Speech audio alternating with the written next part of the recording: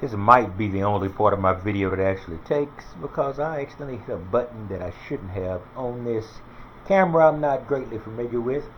But initially, I've got some things here that I haven't shown that I've gotten delivered because I've about reached the peak of efficiency I can get off of the Airdyne bike and all the other somewhat aerobic things I do, but I'm not sure you can call walking aerobic.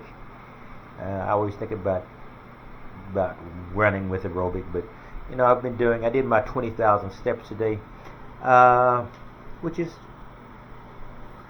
low average for me, or average. I've got a couple of things here, and this is a weird thing called a push down bar. I bought this one a while back. It's a very strong one. I bought a weaker one because I always find that you need to start with one that's a little bit weaker and then move up to the stronger, or just taste a bit of both. And we knew about the power twisters, but this is a different version of power twisters I've gotten. Each of these power twisters has three separate potential pressure levels. You can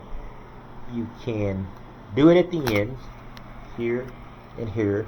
You can do it with your fingers here, where you got it basically like this, and you can fold it there, and you get a different level of strength in the twister. And then you can go full down here, and you can go very strong. So that's basically, it gives me a variety of power twisters. I've got the conventional ones back here. Of course, the one with the, I guess that's the orange top, I can't bend, and the other two are I can bend relatively well. And then over here we have the extraordinarily weak one that I really bought initially before I realized I needed more variety.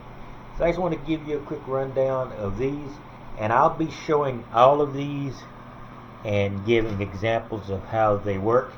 But just give you a quick look at that, because I have to work on bodybuilding now, because I have reached to some degree my weight goal, but now it's body structure issues, because when you lose weight you have a lot of extra skin, and unless you're going to get that skin removed, which is not an alternative for me, because I don't like surgery and I don't want to be cutting myself up in any case.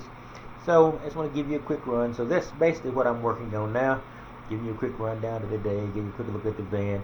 So it's basically an overview of the day. I'll get more specific later on in this process. So you have a good day, and I'll be getting on this bike really soon and doing my hour, since I only did 20,000 steps. Technically an hour is the minimum I'll do if I only do 20,000 steps. Potentially 2 hours, but that's relatively rare. Anyway, talking about the Airdyne bike, I do usually an hour a day on this bike. I have used the other traditional stationary bike, but 90% of the time on the Airdyne bike. That seat, as you see right there, is a torture point. It is gruesomely painful. So I bought another seat to try to make it more comfortable off of Amazon. I'll show you that when it arrives, probably tomorrow. At least that's when it's scheduled to arrive. But around here, you never really know if that's going to happen or not. No, most of the time it does, though. So I'm going to get out of here. It's right by my bed, as you can see. You can't see the bottom of it. So I'm going to get on this thing, and I'm going to attempt to go an hour and a half. I'm not using the Airdyne bike as it is traditionally done. I'm not doing high-intensity training. I'm not doing class work. I just basically go on there for endurance and for weight loss. I try to keep it at a certain wattage, 70, 75 watts. I'm not sure how that ranks, or higher.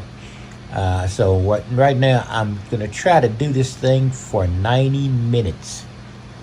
And I'm going to make this video continuous, not that you're going to be getting a continuous video of 90 boring minutes.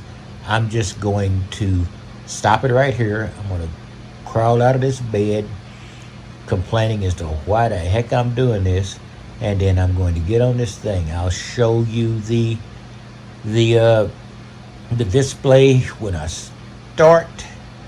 It's 0-0 when I started. I'll show you when I ended. And I've never done 90 minutes, so it's not like I've got I've done 60, 62, 63 minutes. So I don't have a bunch of saved videos I could patch into this. So let me go do it now, and let's see how it works. Of course, I will show you the display when I get the 90 minutes done. And as far as I know, there's no way to jimmy this. So if I get it done, you will actually see it. If I don't get it done, you might not see this video. Yeah, I'll talk to you later. All right, there it is. I'm at 64 minutes, which is 4 minutes beyond my usual bout of exercise on my Airdyne bike. So let's see if I can bring it on to 90 and call it a conclusion and a successful escalation for the day. Okay, I'm on 81 minutes, so I'm about to reach the 90, which will be the longest continuous time I've been on the Airdyne bike. So I'll show you again about at the 90 or slightly above, and we'll call it a day. All right, I'm about to cross the 90-minute mark. Actually, my personal best would have been 65, but I decided to take an even 90. So 6 more seconds, and I'll have the 90 continuous on the Airdyne, and there it is. Now that was pretty pointless, but it's something to do. Anyway, I got that done, so maybe, hopefully, the 60 minutes I normally do will be a lot better. It'll flash for a while, then it'll reset to 0. Success! Or whatever that means.